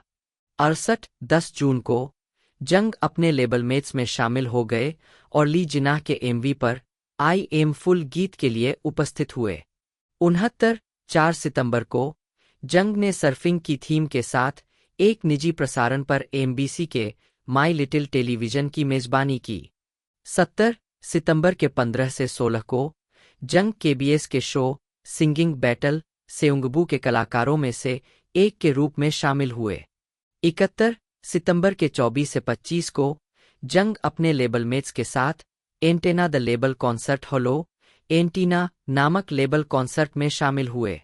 73 सितंबर 2017 में जंग अपने लेबल मेट्स के साथ कोरिया और अमेरिका के 5 शहरों में आयोजित विथ एंटीना नामक एक लेबल कॉन्सर्ट में शामिल हुए। 74 2 मार्च 2018 को जंग केबीएस 2 के शो हाइना ऑन द कीबोर्ड के कलाकारों में शामिल हो गए। 75 3 मई को जंग ने केबीएस कूल एफएम के रेडियो शो जेह्युंग जंग और हीजुन मून्स हैप्पी लाइफ से अपने प्रस्थान की घोषणा की। 76 10 जून 2019 को जंग ने 2010 से 9 साल बाद एल्बम एवेक पियानो के साथ जारी किया। 77 23 से 25 अगस्त को जंग ने 8 साल बाद अपना एकल संगीत कार्यक्रम आयोजित किया। 78 13 अक्टूबर को जंग नए एमसी के रूप में केबीएस 2 टीवी के रूम कॉर्नर फर्स्ट रो में शामिल हो गए। 79 22 अक्टूबर को जंग ओलिव टीवी के मनोरंजन कार्यक्रम चिकन रोड का कलाकार बन गया। 80 दिसंबर के 7 से 8 को जंग ने एक साल के अंत में संगीत कार्यक्रम 2019 जंग जेह्युंग का कॉन्सर्ट एल्हिवर एवेक पियानो आयोजित किया। 81 14 फरवरी 2020 को जंग ने सियोल आर्ट्स सेंटर के लिए एक कलाकार के रूप में शुरुआत की जो वैलेंटाइन डे कॉन्सर्ट आयोजित करेगा। 82 अप्रैल के 11 से 19 को जंग अपने लेबल मेट्स के साथ कोविड-19 वायरस के संक्रमण के दौरान एक ऑनलाइन रिले स्ट्रीमिंग इवेंट में शामिल होता है जिसे everything is okay with antenna कहा जाता है। 83 6 जून को जंग यूजू के साथ मिलकर जेटीबीसी के शो बैकस्टेज फर्स्ट रो के लिए एमसी के रूप में रवाना होता है। 84 20 जुलाई को जंग शो में 8 साल रहने के बाद immortal songs singing the legend छोड़ देता है। 85 29 सितंबर को जंग 11 o'clock म्यूजिक वॉक 6 जेह्युंग जियोंग का प्रोमेनेड। म्यूंग सेबिन कोरियाई जन्म 10 अप्रैल 1975 सेओचोक म्योंग वंश की एक दक्षिण कोरियाई अभिनेत्री है। वह अपने टेलीविजन नाटकों purity 1998, paper crane 1998, into the sun 2003, three sisters 2010 और डॉक्टर चा 2023 के लिए जानी जाती है। 1-2 प्रारंभिक जीवन और शिक्षा। म्यांग सेबिन डोंगरुक महिला विश्वविद्यालय से स्नातक है। आजीविका 1996 में गायक शिन सेउंगहुन ने सियोल के एक डिपार्टमेंटल स्टोर में म्यांग को देखा जिन्होंने बाद में उन्हें अपने संगीत वीडियो में कास्ट किया। बाद में उन्होंने पत्रिकाओं और विज्ञापनों के लिए मॉडलिंग की जिससे उन्हें अभिनय में करियर बनाने का मौका मिला। व्यक्तिगत जीवन। म्यांग ने 17 अगस्त 2007 को शेरेटन वॉकर हिल होटल में वकील गैंग होसुंग से शादी की। 5 महीने बाद जनवरी 2008 में दोनों का तलाक हो गया। एसएलएल कोरियाई, जिसे पहले जेटीबीसी स्टूडियो कोरियाई के नाम से जाना जाता था, एक दक्षिण कोरियाई नाटक उत्पादन, वितरण और प्रतिभा प्रबंधन कंपनी है। 5 यह जोनगेंग ग्रुप की सहायक कंपनी है। 2023 में दुनिया भर में कोरियाई कंटेंट विस्तार के एक हिस्से के रूप में जेटीबीसी स्टूडियोज का नाम बदलकर एसएलएल कर दिया गया। एसएलएल स्टोरीज लीड लाइफ का संक्षिप्त रूप है जिसका अर्थ है यह विश्वास की कहानियां जीवन का नेतृत्व करती है और दुनिया में बदलाव लाती है। और यह नाम कंपनी के नाम परिवर्तन से पहले उनके तत्कालीन मल्टीमीडिया प्रोडक्शन हाउस स्टूडियो लुलुलाला पर आधारित था। यू सेउंगमोक, कोरियाई, जन्म 14 सितंबर 1969, एक दक्षिण कोरियाई फिल्म, टेलीविजन और थिएटर अभिनेता है। जीवनी: उन्होंने डैनकुक विश्वविद्यालय में अध्ययन किया। आजीविका: वह studio Santa Claus entertainment agency के सदस्य है, जिसे पहले हुआई ब्रदर्स कोरिया के नाम से जाना जाता था। 1 मार्च 2016 में वह पाइड पाइपर सीरीज के आवर्ती कलाकारों में शामिल हुए, जहां उन्होंने संकट वार्ता दल के नेता गोंग जीमान की भूमिका निभाई। उसी वर्ष 7 दिसंबर को वह फिल्म पेंडोरा में कामशी के रूप में दिखाई दिए, जो उन बॉस में से एक है जिसे शक है कि कुछ गड़बड़ है। अगस्त 2018 में वह वॉयस 2 सीरीज के आवर्ती कलाकारों में जासूस ना होंगसू के रूप में शामिल हुए, जो पुंगसन पुलिस डिस्पैच टीम के सदस्य थे। 5 अप्रैल 2019 को उन्होंने द फिएरी प्रीस्ट सीरीज में अतिथि भूमिका निभाई, जहां उन्होंने जुआरी ओह क्वांगरू की भूमिका निभाई। उसी वर्ष मई में वह वॉइस 3 इंच के आवर्ती कलाकारों में शामिल हो गए, जहां उन्होंने पुंगसन पुलिस में हिंसक अपराध इकाई के प्रमुख ना होंगसू की अपनी भूमिका दोहराई। 3 अप्रैल 2021 में वह सियोल उत्तरी जिला अभियोजक कार्यालय के सदस्य जो जिन्वू के रूप में टैक्सी ड्राइवर के आवर्ती कलाकारों में शामिल हो गए। ली सेओवान, कोरियाई, जन्म 6 मार्च 1973, जन्म नाम ली यंगकी, एक दक्षिण कोरियाई अभिनेता है। उन्होंने इंचियोन राष्ट्रीय विश्वविद्यालय के जर्मन भाषा और साहित्य विभाग से स्नातक की उपाधि प्राप्त की और 2004 में संगीत नाटक द हंचबैक ऑफ नोट्रेडेम से अपने करियर की शुरुआत की। 2024 की Netflix series squid game 2 inch में पार्क जंगबे की भूमिका से उन्हें व्यापक रूप से प्रसिद्धि मिली। 1 ताइपे में एक प्रेस इवेंट के बाद उन्हें साथी कलाकारों पार्क ग्यूयंग, इम सीवान, जो यूरी और कांग हान्यूल के साथ अंतर्राष्ट्रीय मीडिया में दिखाया गया था। को चांगसियोक, जन्म 13 अक्टूबर 1970, एक दक्षिण कोरियाई अभिनेता है जो मुख्य रूप से फिल्म और टेलीविजन में अपनी सहायक भूमिकाओं के लिए जाने जाते हैं, विशेष रूप से rough cut 2008, secret reunion 2010, encounter 2018 से 19 और मेलो मूवी 2025। आजीविका: को ने अपने करियर की शुरुआत रंगमंच से की, जहां उन्होंने कई सालों तक नाटकों और संगीत नाटकों में अभिनय किया। उसके बाद फिल्मों में छोटी-मोटी भूमिकाएं कीं। उन्होंने पहले खेतों और लोहे की ढलाई में काम करके अपनी आजीविका चलाई। 3 फिर जंगहून की फिल्मों में अपनी प्रभावशाली भूमिकाओं से प्रसिद्धि पाई, खासकर रफ कट 2008 में फिल्म निर्देशक के रूप में, 4 और सीक्रेट रियूनियन 2010 में वियतनामी गैंग बॉस के रूप में। 5 तब से वह कोरियाई सिनेमा के सबसे व्यस्त सहायक अभिनेताओं में से एक बन गए हैं। 7 को की वास्तविक जीवन की पत्नी और बेटी ने पीरियड फिल्म द शोडाउन 2011 में उनके चरित्र के परिवार की भूमिका निभाई। जियोंग सुनवोन, कोरियाई, जन्म 27 जनवरी 1987, एक दक्षिण कोरियाई अभिनेता और मंगा कलाकार है। 1, 2, 3 उन्होंने मिनीसीरीज ट्रॉली 2022 से 2023 और माई डेमन 2023 में अपने प्रदर्शन के लिए 2023 एसपीएस ड्रामा अवार्ड्स में मिनीसीरीज रोमांस कॉमेडी ड्रामा में सर्वश्रेष्ठ सहायक अभिनेता का पुरस्कार जीता। प्रारंभिक जीवन और शिक्षा: छोटी उम्र से ही जियोंग सुनवोन अक्सर पास के एक किंडरगार्टन में प्रतिभा प्रदर्शन का उद्घाटन करते थे। वे स्कूल प्रतिभा प्रदर्शनियों, चर्च नाटकों और अन्य स्थानीय प्रदर्शनों में एक प्रमुख अभिनेता भी थे। 7 साल की उम्र से ही जियोंग को पारिवारिक कार्यक्रमों में उनके जीवंत परिचय, गायन और नृत्य के लिए बड़ों द्वारा सराहा जाने लगा था। उन्हें मंच पर दर्शकों को हंसाने में संतुष्टि मिलती थी और वे टेलीविजन पर आने और पुरस्कार समारोहों में पहचाने जाने का सपना देखते थे। 4 2003 में उन्होंने कायवॉन आर्ट्स हाई स्कूल को के थिएटर फिल्म विभाग में दाखिला लिया। हाई स्कूल से स्नातक होने के बाद उन्होंने 2005 से 2012 तक सियोल इंस्टीट्यूट ऑफ आर्ट्स के प्रसारण और मनोरंजन विभाग में अभिनय में स्नातक किया। 4. आजीविका। जियोंग सुनवोन ने 2006 के संगीत में द सेलेस्टियल वॉच से अपनी शुरुआत की।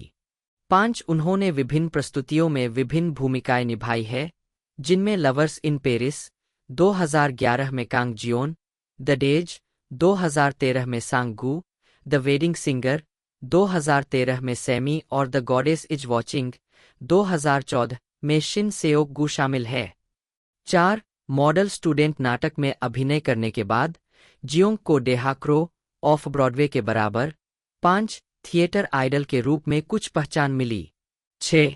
2016 में जियोंग ने थिएटर गैंडा के जॉन कैरियानी के ओमनिबस नाटक ऑलमोस्ट मेन में कई भूमिकाओं के लिए ऑडिशन दिया। 200 से 1 की प्रतिस्पर्धा दर को पार करने के बाद जियोंग को कास्ट किया गया और अप्रैल 2012 से दूसरी टीम के हिस्से के रूप में प्रदर्शन किया।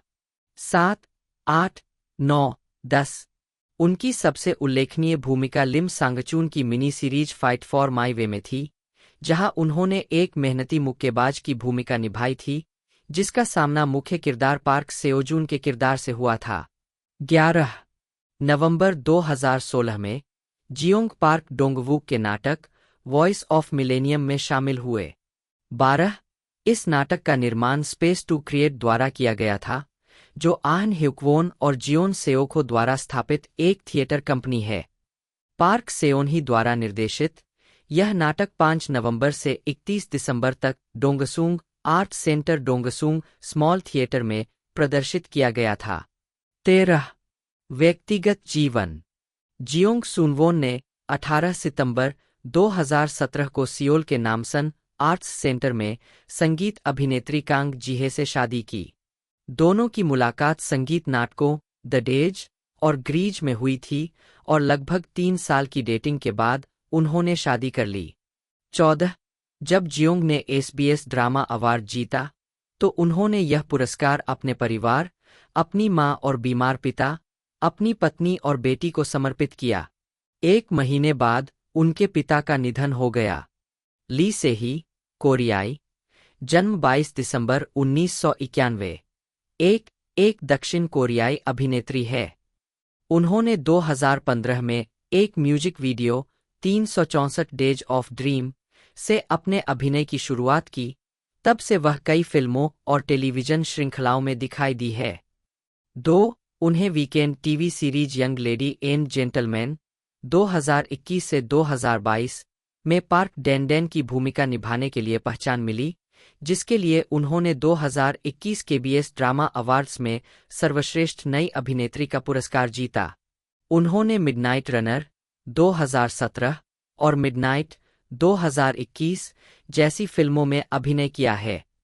2020 में वह JTBC TV series live on में दिखाई दीं। 3-4 2022 में उन्होंने बैड प्रोसिक्यूटर सीरीज में अपने प्रदर्शन के लिए 2022 KBS ड्रामा अवार्ड्स में पॉपुलरिटी अवार्ड अभिनेत्री जीता। 5 आजीविका। ली कलाकार प्रबंधन कंपनी फैमिली एंटरटेनमेंट से संबद्ध है।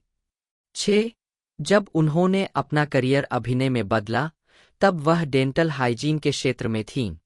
7 ली ने 2015 में ना यूंक्वॉन के संगीत वीडियो में शुरुआत की।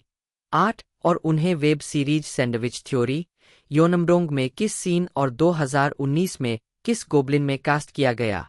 2020 में वह काकाओ टीवी के लव रेवोल्यूशन के सहायक कलाकारों में थीं। 9 और MBC के cinematic drama SF8 white crow में दिखाई दीं। 8 2021 में ली हॉस्पिटल प्लेलिस्ट के सीजन 2 में कांग सोए के रूप में दिखाई दी, जो इमरजेंसी मेडिसिन विभाग में प्रथम वर्ष की फेलो है। 10 और वह KBS के weekend family drama young lady and gentleman में मुख्य भूमिका में दिखाई दी। रेजिडेंट ट्यूटर पार्क डेंडेन के उनके चित्रण की सराहना की गई। उन्हें यह भूमिका मिली। उन्होंने 501 प्रतियोगिता को तोड़ दिया और उन्हें वर्ष की खोज में से एक करार दिया गया। 11 यह श्रृंखला वर्तमान में कोरिया में प्रति राष्ट्रव्यापी दर्शकों की शीर्ष 50 श्रृंखला में तीसरे स्थान पर है और इसके 48वें एपिसोड के लिए 38.2% की राष्ट्रीय औसत दर्शक संख्या दर्ज की गई है। 12 उन्होंने श्रृंखला में अपनी भूमिका के लिए 2021 केबीएस ड्रामा अवार्ड्स में जी ह्यून वू के साथ सर्वश्रेष्ठ नई अभिनेत्री का पुरस्कार और सर्वश्रेष्ठ युगल का पुरस्कार भी जीता।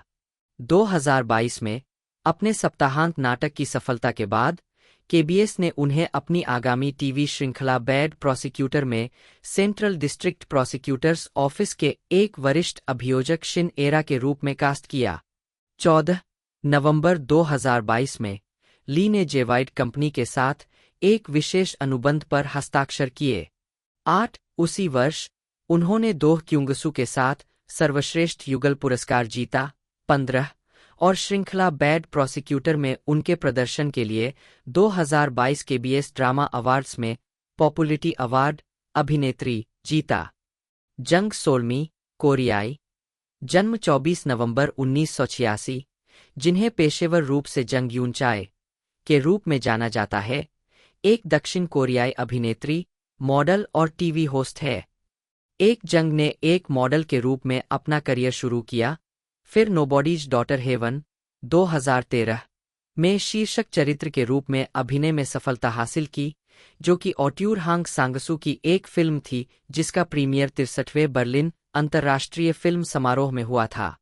2-3 प्रारंभिक जीवन। जंग यूनचाए ने 15 साल की उम्र में मिडिल स्कूल के अंतिम वर्ष से ही लंदन में 8 साल बिताए। अपने बड़े भाई, जो एक प्रोडक्शन कंपनी चोरोकबाम मीडिया में काम करते हैं, के प्रभाव में आकर दक्षिण कोरिया लौटने के बाद जंग को अभिनय में करियर बनाने में रुचि हो गई। 4-5 आजीविका। जंग यूनचाई ने एक व्यावसायिक मॉडल के रूप में शुरुआत की। यादगार विज्ञापनों की एक श्रृंखला ने उन्हें 2011 के छठे एशिया मॉडल फेस्टिवल अवार्ड्स में CF model of the year का खिताब दिलाया। 6 वह अपने असली नाम के बजाय एक स्टेज नाम का इस्तेमाल करती है, क्योंकि उनका नाम अनुभवी अभिनेत्री पार्क सोल्मी से मिलता जुलता है। 4 जंग ने अलौकिक थ्रिलर फिल्म हंटर्स के ऑडिशन पास करने के बाद अपने अभिनय करियर की शुरुआत की। 7 तब से जंग ने the fatal encounter, 8 the king, 9 the great battle, 10 जैसी ब्लॉकबस्टर फिल्मों और nobody's daughter Haewon, hill of freedom, the table जैसी कलात्मक फिल्मों के बीच बारी बारी से काम किया है। उनकी सफलता नोबडीज डॉटर हेवन के साथ आई, जिसके लिए उन्हें कई प्रतिष्ठित पुरस्कार और नामांकन मिले। 11-12 टेलीविजन ड्रामा में जंग की शुरुआत 2011 केबीएस एक टेलीनोवेला माई बिटरस्वीट लाइफ के माध्यम से हुई थी। 3 साल बाद उन्होंने एक मनोवैज्ञानिक थ्रिलर श्रृंखला डॉ फ्रॉस्ट में अभिनय किया। 34वें ब्लू ड्रैगन फिल्म अवार्ड्स में जंगमई 2014 में घातक मुठभेड़ प्रेस कॉन्फ्रेंस के दौरान जंग। उन्होंने 2018 में एक ही वर्ष में रिलीज हुई 2 श्रृंखलाओं के साथ टीवी नाटक में बड़ी वापसी की, एसबीएस हिट कानूनी अपराध रिटर्न 15 और ओसीएन का द गेस्ट, एक नाटक जो भूत भगाने, शर्मिंदगी और प्रक्रियात्मक तत्वों को जोड़ता है। 16 बाद में उन्हें 2020 SBS TV series the king, eternal monarch में मुख्य पात्रों में से एक के रूप में चुना गया। 17 क्लियो सिंगापुर द्वारा जारी एक सर्वेक्षण के अनुसार उन्हें पहचान मिली और उन्हें सर्वश्रेष्ठ चरित्र घोषित किया गया। 19 अगस्त 2022 में जंग ने कीस्ट के साथ अपने अनुबंध को नवीनीकृत किया। 2023 में जंग ने कीस्ट छोड़ दिया और अपने लंबे समय के प्रबंधक के साथ एक व्यक्ति एजेंसी प्रोजेक्ट होसू की स्थापना की। 21 जंग को 2024 ईएनए के कानूनी अपराध योर ऑनर में अभियोजक के रूप में चुना गया था, जो 4 साल बाद उनकी पहली टेलीविजन श्रृंखला थी।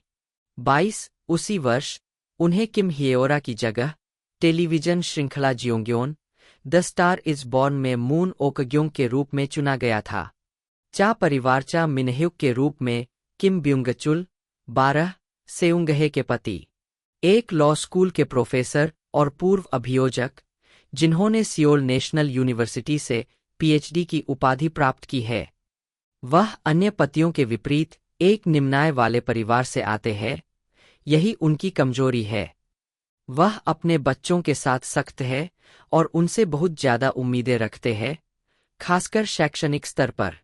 अंत में एक पारिवारिक समस्या के कारण उनका सख्त विश्व दृष्टिकोण बदल जाता है और वह एक स्नेही व्यक्ति बन जाते हैं। चा सेरी के रूप में पार्क यूना 14 सुंगहे की बेटी। वह एक नाइट क्लब की मार्केटिंग डायरेक्टर है। उसने हार्वर्ड यूनिवर्सिटी की छात्रा होने का झूठ बोला और अपने माता पिता के हाथों पकड़ी गई। किम डोंगही चा सेओजून के रूप में 15 सुंगहे का बड़ा बेटा, कीजून का जुड़वा, वूजू का सहपाठी। हालांकि वह अपने छोटे जुड़वा से ज्यादा शांत है, फिर भी उसे अपने पिता के पढ़ाने और पढ़ने का तरीका बिल्कुल पसंद नहीं है। जो ब्योंगक्यू चा कीजून के रूप में 16 सेउंगहे का छोटा बेटा, सियोजून का जुड़वा, उसे येसियो के साथ छलकपट करना पसंद है। उसे अपने पिता के पढ़ाने के तरीके से सख्त नफरत है। किम जूरियंग 9 सेन्हे के रूप में सेउंगहे की बड़ी बहन। वह न्यूयॉर्क में रहती है और अपनी भतीजी सेरी की देखभाल करती है, जो संयुक्त राज्य अमेरिका चली गई है। वू परिवार वू यांगवू के रूप में जो जेयू 12 जिन्ही के पति, एक हड्डी रोग विशेषज्ञ। वह कांग जूनसांग के बहुत आज्ञाकारी है, लेकिन वह वांग चियंग के भी प्रशंसक है। यू जिनवू वू सुहान के रूप में जिन्ही का बेटा। उसे पढ़ाई में कोई दिलचस्पी नहीं है, फिर भी पढ़ाई के भारी दबाव में वह अपनी पूरी कोशिश करता है। सुहान को येबिन पर क्रश है। जुएंग के आसपास के लोग जो ताइजून के रूप में ली ह्यूनजिन 17 जुएंग के सचिव, जो मिन्यो के रूप में के बटा, कैथरीन किम जुएंग की बेटी। एक कार दुर्घटना में उसके मस्तिष्क को गंभीर क्षति पहुंची, जिससे वह मानसिक रूप से बीमार हो गई। ऐसा माना जाता है कि उसे सावंत सिंड्रोम है। अन्य किम बोरा किम हायेना के रूप में 18 सिन्हा सेकेंडरी स्कूल की छात्रा। बाद में पता चलता है कि वह कांग जूनसांग की बेटी है। येसियो उसे दुश्मन समझता है और वह एक दुखद किरदार भी है, जिसे एक क्रूर और स्वार्थी दुनिया में जिंदा रहना है। ह्वांग वूजू के प्रति उसकी कोई भावना नहीं है। 19 वू जिह्यून जीन जिनमैन के रूप में न्यूरोसर्जरी रेजिडेंट सॉन्ग मिनह्युंग चोई इन्हो के रूप में जूनम विश्वविद्यालय अस्पताल के चिकित्सा अधीक्षक। ली येओनसू किम यूनहे के रूप में 20 हायेना की माँ। वह जूनसांग की प्रेमिका हुआ करती थी, लेकिन उसकी माँ के अस्वीकार करने के बाद उनका ब्रेकअप हो गया। यू योन लॉरा जंग के रूप में पार्क परिवार किम जंगनान ली म्युंगजू के रूप में स्काई कैसल की पूर्व निवासी। अपने बेटे के अपनी गुप्त प्रेमिका के पास भाग जाने के बाद उसने आत्महत्या कर ली थी। सॉन्ग जियोनही पार्क यंगजे म्यांगजू का बेटा। अपनी मां की मृत्यु के बाद वह अपने पिता पार्क सूचांग के साथ सुलह करना चाहता है। यू सियोंगजू पार्क सूचांग म्यांगजू के पति और यंगजे के पिता, जो पहले जूनम यूनिवर्सिटी हॉस्पिटल में काम करते थे। शुरुआत में वह यंगजे के साथ कठोर और दुर्व्यवहार करते थे, लेकिन अपनी पत्नी की मृत्यु के बाद वह अपने बेटे के साथ सुलह करना चाहते हैं। ली युनसियो ली गायुल के रूप में 21 यंगजे की प्रेमिका। वह उससे 6 साल बड़ी है और उसे म्यांगजू ने हाउसकीपर के तौर पर रखा था, क्योंकि वह एक निम्नवर्गीय परिवार से है।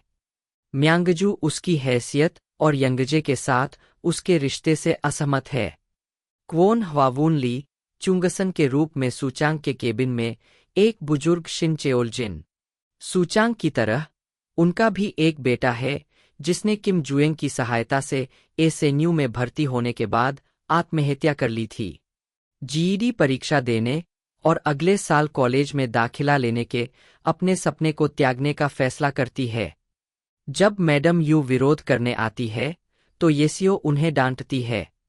इस बीच सेक्रेटरी जो जुयोंग के सामने स्वीकार करती है कि उसने जंगमिन येओंगजे और येसियो के साथ जो किया, उससे उसकी शर्मिंदगी कभी नहीं छुपेगी कि वह विश्वविद्यालय में प्रतिभाशाली न होकर के को जीनियस बनाने के लिए खूब पढ़ाई करवा रही थी, जो उसने अपनी होशियार सहपाठी सोंग हीजू, जो अब KIST में प्रोफेसर और फील्ड्स मेडल विजेता है, से ईर्ष्या के कारण किया था।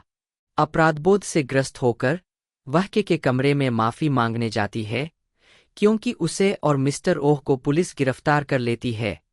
सेओजिन से मुलाकात के दौरान जुयोंग उसे चेतावनी देते हुए कहती है कि वह भी शुद्ध नहीं है। एपिसोड 20, जो ह्यूनत क्यू ह्यून मी 1 फरवरी 2019 जिनसे मुलाकात के दौरान जुयोंग उसे याद दिलाता है कि हायेना की हत्या करने के लिए उसे क्या प्रेरित किया। हायेना जूनसांग से स्वीकृति और प्यार की लालसा रखती थी, फिर भी सियोजिन हमेशा उसके रास्ते में बाधा डालता था, इसलिए वह जुयोंग को अपना अंतिम सहारा मानती थी। कांग परिवार अपना नाम साफ करने के लिए स्काई कैसल छोड़ने की योजना बनाता है, लेकिन माफी मांगने के लिए पूरे परिवार के साथ हायेना के स्मारक पर जाने से पहले नहीं। एक और परिवार जो अब उनके घर में रहता है, मां से मिलने उनके बेटे के लिए एक समन्वयक की मांग करता है, लेकिन बाकी लोग मां पर हंसते हैं।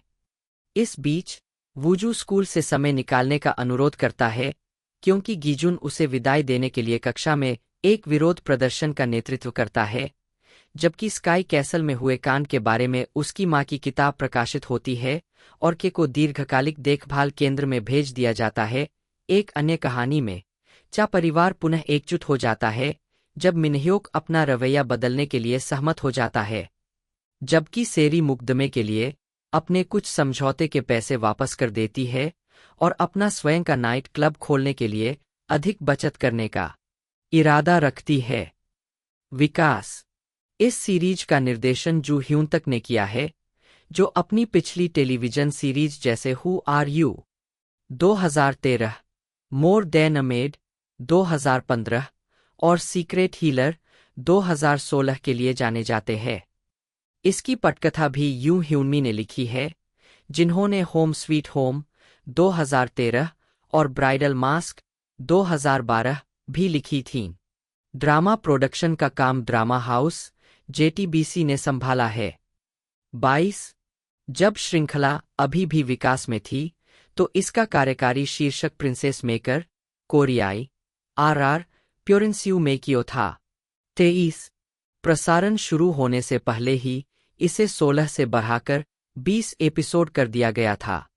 24 ढलाई 21 जुलाई 2018 को यह बताया गया कि यम जंगाह और ओह नारा श्रृंखला में मुख्य अभिनेताओं के रूप में अभिनय करने के लिए चर्चा कर रहे थे।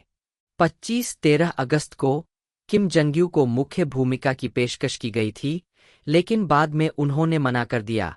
22 अगस्त को यू सेआह को भी एक प्रस्ताव मिला और वह कलाकारों में शामिल होने पर सकारात्मक विचार कर रही थी। 27-28 अगस्त को यम जंगाह, ली तायरान, यू सेआह और ओह नारा ने अंतः श्रृंखला में मुख्य अभिनेताओं के रूप में अपनी भागीदारी की पुष्टि की है। 28 अगले दिनों में किम सियोह्युंग ने भी इसके तुरंत बाद मुख्य भूमिका में शामिल होने की पुष्टि की। 29 फिल्माने अधिकांश फिल्मांकन योंगिन ग्योंगगी प्रांत में स्थित एक सदस्यता रिसॉर्ट में हुआ और कलाकारों की पहली स्क्रिप्ट रीडिंग अगस्त 2018 में दक्षिण कोरिया के सियोल के संगमरोंग में JTBC बिल्डिंग में हुई। 25 97 1047 2 3.9 18.1 140,000 630,000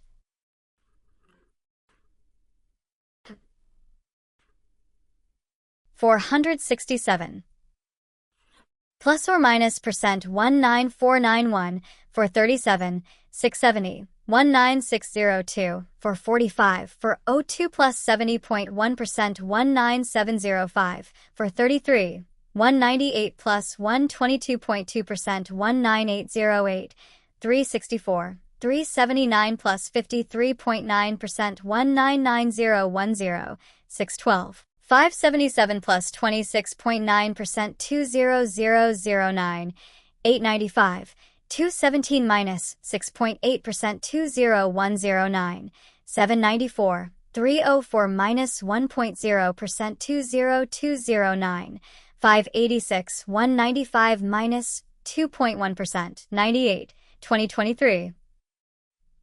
2023 85.0, 99, 2012 100, 1990 101, 2023 0.55, 0.72, 102, 2016 404,037, 22.9%, 103, 2011 186,631, 2010 8.84%, 2010 12.85%, 29,901, 9,999, 8,717, 104, 2024 105, 51%, 22%, 13%, 13%, 1%. 830,000, 106, 2015, 10.8%, 35%, 24.3%, 10.7%. 53.6%, 107, 108, 1976, 109, 1 to 9, 110,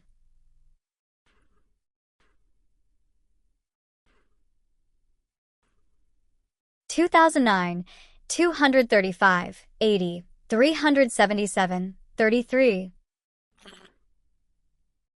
2023, 111, 2025, 2026, 112. 0.6, 2003, 48.3, 113, 2012, 23, 114, 2008, 9, 115, 2015, 116, 2025, 15, 117, 118, 119, 118, 120, 121. सियोल 1986 एशियाई खेलों और 1988 ग्रीष्मकालीन ओलंपिक का मेजबान शहर था और साथ ही 2002 फीफा विश्व कप के आयोजन स्थलों में से एक था। दक्षिण कोरिया की 2019 की अनुमानित जनसंख्या 51.71 मिलियन थी और 2018 की जनसंख्या एवं आवास जनगणना के अनुसार 49.8% जनसंख्या सियोल महानगरीय क्षेत्र में रहती थी। यह 2010 के 49.1% से 0.7% अधिक था, जो राजधानी में जनसंख्या के संकेंद्रण की ओर एक विशिष्ट प्रवृत्ति दर्शाता है। 67 सियोल देश का आर्थिक, राजनीतिक और सांस्कृतिक केंद्र बन गया है। 51 जहां Samsung, SK holdings, Hyundai, POSCO और एलजी समूह सहित कई फॉर्च्यून ग्लोबल 500 कंपनियों का मुख्यालय स्थित है। 68 भूगोल सियोल का उपग्रह चित्र। सियोल दक्षिण कोरिया के उत्तर पश्चिम में है। सियोल का क्षेत्रफल 605.25 किलोमीटर 233.69 वर्ग मील 3 है, जिसकी त्रिज्या लगभग 15 किलोमीटर 9 मील है, जो हान नदी द्वारा मोटे तौर पर उत्तरी और दक्षिणी भागों में विभाजित है। नदी का अब नौवहन के लिए सक्रिय रूप से उपयोग नहीं किया जाता है, क्योंकि इसका मुहाना दोनों कोरिया की सीमाओं पर स्थित है, जहां नागरिकों का प्रवेश वर्जित है। मध्य सियोल में 4 मुख्य पर्वत है: बुगाक्सन, इनवांगसन, नाकसन और नामसन। सियोल किले की दीवार, जिसने ऐतिहासिक रूप से शहर को घेर रखा था, इन पर्वतों के ऊपर से गुजरती है। शहर की सीमा 8 पर्वतों के साथ साथ हान नदी के मैदान और पश्चिमी क्षेत्रों की अधिक समतल भूमि से लगती है। पार्क मुख्य लेख। सियोल में पार्कों की सूची हान नदी पार्क। सियोल में बड़ी संख्या में पार्क है। सबसे प्रसिद्ध पार्कों में से एक नामसन पार्क है, जो मनोरंजक पैदल यात्रा और सियोल शहर के क्षितिज के दृश्य प्रस्तुत करता है, खासकर इसके उत्तरी सियोल टॉवर से।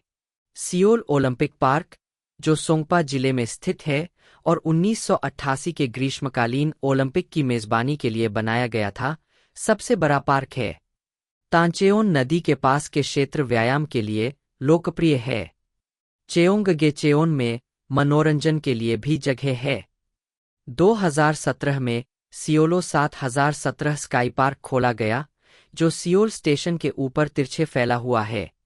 हान नदी के किनारे भी कई पार्क है, जैसे Ichon Hangang park, Yeouido Hangang park, Mangwon Hangang park, Nanji Hangang park, Banpo Hangang park, Ttukseom Hangang park और जामसिल हांगांग पार्क। सियोल राष्ट्रीय राजधानी क्षेत्र में एक हरित पट्टी भी है, जिसका उद्देश्य शहर को पड़ोसी ग्योंगगी प्रांत में फैलने से रोकना है। सप्ताहांत और छुट्टियों में शहरी जीवन से दूर भागने की चाह रखने वाले लोग अक्सर इन क्षेत्रों की ओर आकर्षित होते हैं।